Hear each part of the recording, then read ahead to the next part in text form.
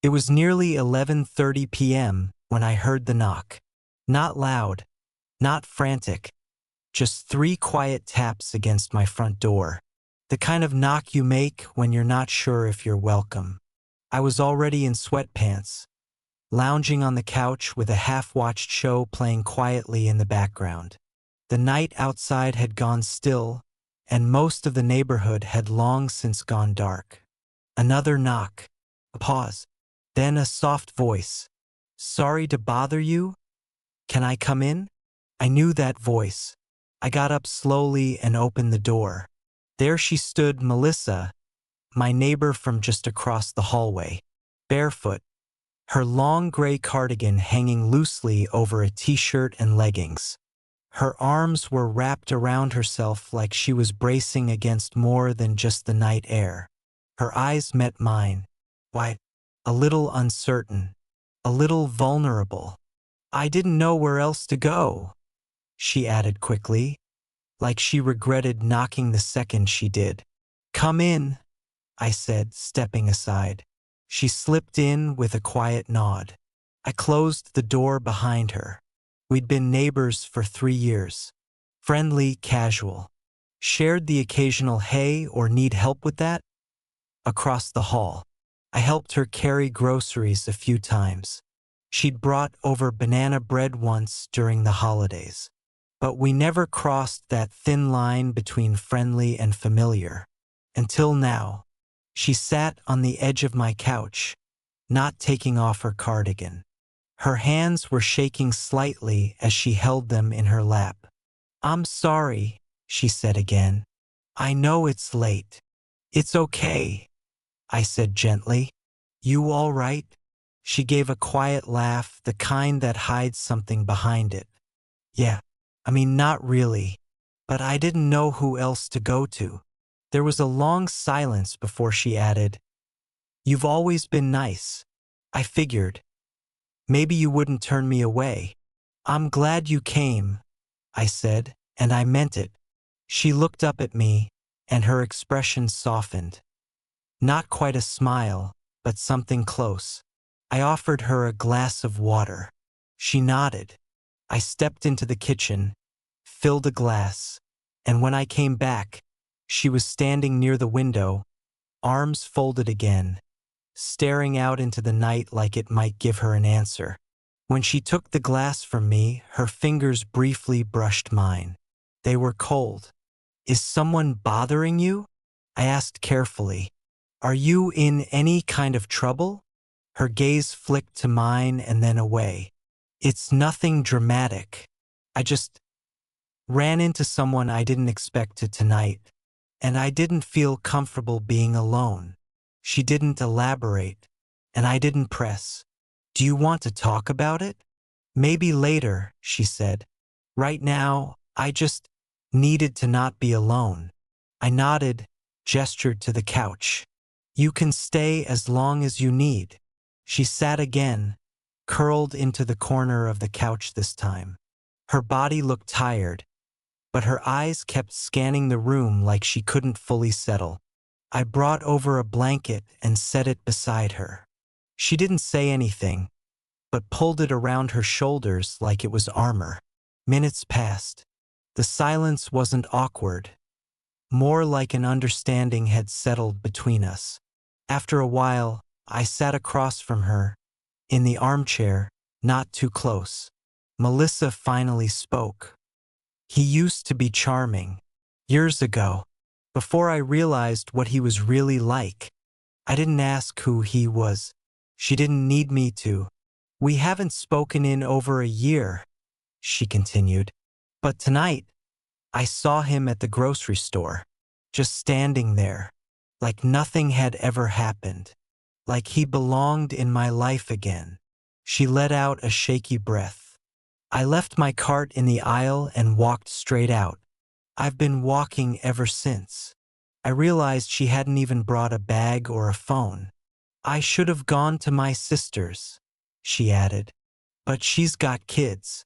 I didn't want to scare anyone." "You're safe here," I said quietly. That was the first time she looked me directly in the eyes. really looked. Thank you. It was past midnight now, but I wasn't tired, and I could tell she wasn't either. Eventually, I offered the guest room, told her she could use it for the night or longer if she needed. She hesitated, then stood. As she walked past me toward the hallway, she paused, turned slightly, and asked in a voice barely above a whisper, "Do you mind if I leave the door cracked?" "Not at all," I said. She gave me the faintest smile, then disappeared down the hallway. I sat in the quiet for a long time after that. Something had shifted. I didn't know what exactly, but it felt like something just began. Something neither of us could name yet. And it all started with 3 soft knocks. I didn't sleep much that night. Every small sound in the apartment had me half listening, wondering if she was still awake in the guest room, or if she'd decided to leave without a word. But the soft crack of light beneath her door stayed there until morning. Around 7 a.m., I got up and started a pot of coffee. The apartment was quiet. I moved slowly, trying not to wake her, but after a few minutes I heard soft footsteps from the hallway. She appeared in the doorway, wearing the same cardigan, her hair pulled up into a loose bun. Her expression was softer now, less guarded. "Smells like coffee," she said, voice husky from sleep. "Thought you might want a cup," I said. She sat at the small kitchen table while I poured 2 mugs. When I slid hers in front of her, she offered a tired but grateful smile. The kind you give someone when they've done more for you than they realize. "I didn't mean to fall apart last night," she said quietly. "That's not like me." "You didn't fall apart," I said. "You asked for help. That takes more strength than most people think." She looked at me for a long second, then dropped her gaze to her cup. "He was never physically violent, you know? Not the kind you read about, but he made me feel like I was never safe. Like I was always being watched, always one wrong word away from being worthless. There was a silence between us. I didn't fill it. He found out where I live a few months ago," she continued. "Started leaving notes. Little things. Just enough to make me feel paranoid." "Why didn't you call the police?" I asked gently. She gave a short, humorless laugh. "I tried once. They said without a direct threat, there wasn't much they could do. And I didn't want to escalate things. I just hoped he'd go away."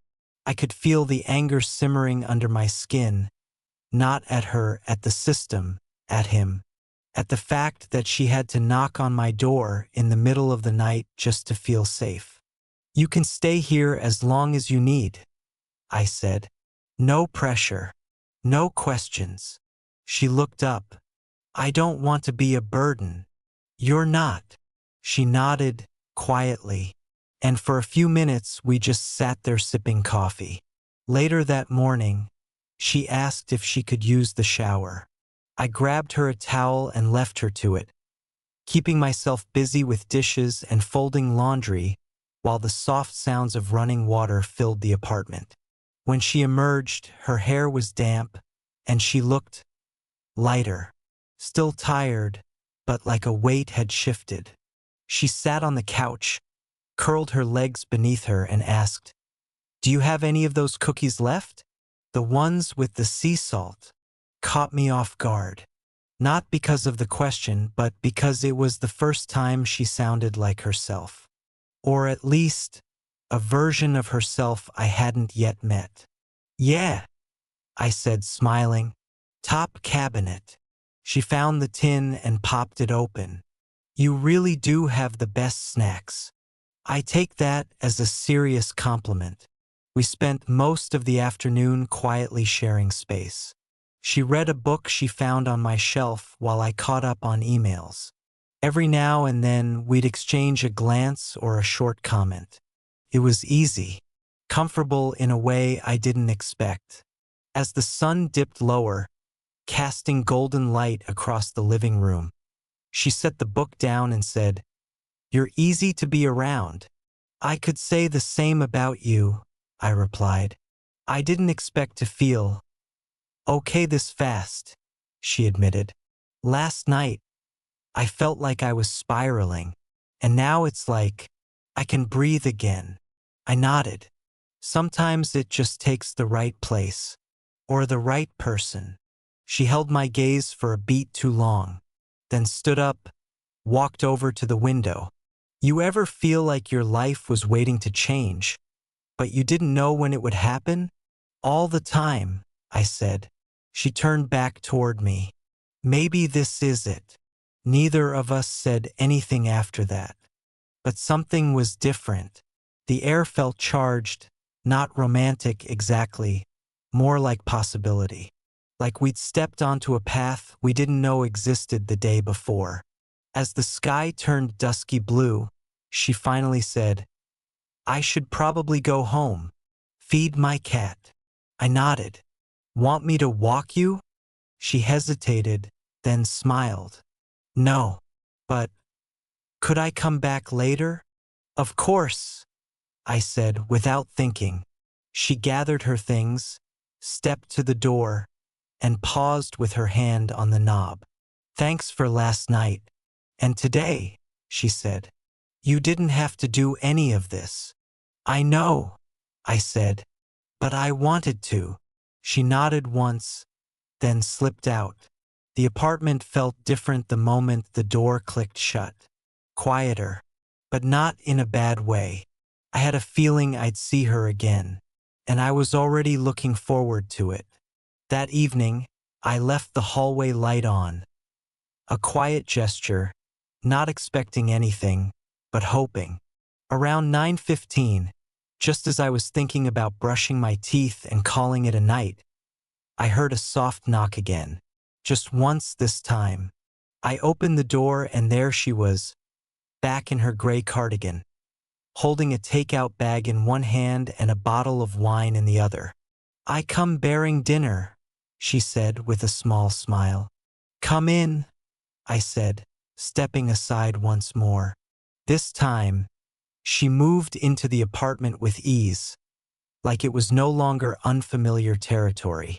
She slipped off her shoes by the door without being asked and headed straight to the kitchen like she'd done it 100 times before. "Ty okay?" she asked, holding up the bag. "Perfect," I said. We sat on the couch, plates balanced on our laps, and talked about small things. Movies we liked, books we never finished, weird neighbors we'd both overheard yelling through the walls. And in the background of it all, there was a kind of unspoken understanding building between us. Nothing was forced. There were no lingering glances or tension-heavy silences. Just something steady, warming. At one point, she leaned over to pour another glass of wine for both of us and said, "I told myself I wasn't going to feel anything, that I just needed space to breathe." But she didn't finish. "You don't have to explain," I said quietly. She nodded, her eyes locked with mine. "I didn't expect this," she whispered. "Me either." We didn't move closer, didn't touch, but something passed between us in that moment, a kind of agreement. We both felt it and we weren't going to run from it. After dinner, we sat in comfortable silence, watching some old sitcom neither of us really paid attention to. The wine had made her cheeks a little flushed, and when she laughed, it was full and easy, like it had been trapped inside her for too long. Then, without looking over, she said, "Can I ask you something?" "Of course. Why didn't you ever ask me out?" "All those times we talked in the hallway." I smiled. "Honestly, I didn't think you'd be interested." She turned to look at me fully. "Why not?" "I thought maybe you were out of my league," I admitted. Her eyes softened, and she tilted her head slightly, like she was trying to see something behind my words. "You never gave me the chance to prove you wrong." Silence stretched between us, but it didn't feel heavy, just real. She reached for her glass again but paused halfway and set it down. "I'm not trying to rush anything," she said, "but I feel different when I'm around you. Safer. Lighter." I nodded. "I feel the same." We sat there, side by side on the couch, not touching, but the space between us had narrowed without us realizing it. Finally, she stood and stretched. "I should get going." "Okay." She walked to the door but turned before opening it. "Would it be weird if I came back tomorrow? Maybe made us dinner?" I grinned. "I'd like that." She smiled back, a real one, and left without another word. I sat there long after the door closed, thinking about what had just happened. How one night of unexpected knocking had opened something neither of us had planned for. And for the first time in a long time, I felt like something good was just beginning. Not perfect, not a fairy tale, just real. And that was enough. The next day, I cleaned the apartment twice. I reorganized the spice rack, wiped down the counters like it was a first date. It wasn't technically, there had never been a first anything. But somehow this felt like one. Around 6, she texted, "Hope you're hungry. I'm making something special." I stared at the message longer than necessary before replying. "Looking forward to it. Need any help?" She wrote back, "Just open the door when I knock." And she did. At 6:47 exactly. This time, she carried a grocery bag in one hand and a pan wrapped in foil in the other. She wore jeans, a soft red sweater, and that same air of casual confidence that had slowly returned over the past few days. Her hair was pulled back again. Simple, clean, beautiful without trying. "You weren't kidding," I said, stepping aside. "You gave me cookies," she replied, brushing past me. "Least I can do is cook." She moved around my kitchen like she belonged in it, unpacking containers, heating up sauces, and ignoring my offers to help. "Just sit," she insisted, waving a wooden spoon at me. "I'm in charge tonight." The meal was incredible. Some kind of creamy pasta with roasted vegetables and her homemade garlic bread that made my apartment smell like a dream. Afterward, we sipped wine again, and I noticed she was quieter than usual, thoughtful, almost hesitant. "You okay?" I asked, watching her swirl her glass slowly. She nodded but didn't look at me. "There's something I should probably say." I set my glass down. "You don't have to if you're not ready." She glanced at me, then back at the table. "It's not dramatic or anything. I just haven't let someone in like this in a long time. And it scares me." "Me too," I admitted. Her eyes flicked back to mine, surprised. "Really?" "Yeah. I've been on autopilot for a while now. Wake up, go through the motions, pretend like I don't notice the quiet. But with you here, it's different." A moment passed. Then she reached across the table, her hand finding mine. It was the first time we'd touched since that night she showed up, and the warmth of it was electric. She didn't let go. "I keep telling myself this can't be real," she said, her voice soft, "because it feels too easy, too good." I gave a small laugh. "Maybe we both deserve something good for once." She looked at me like she was memorizing the moment. Then she stood and walked around the table, stopping in front of me. "I don't want to go home tonight," she whispered. I stood too, heart pounding, not from nerves, but from how right it felt. "Then don't." We didn't rush anything. We didn't crash into each other like some dramatic movie scene. Instead, she leaned her head against my chest, and I wrapped my arms around her.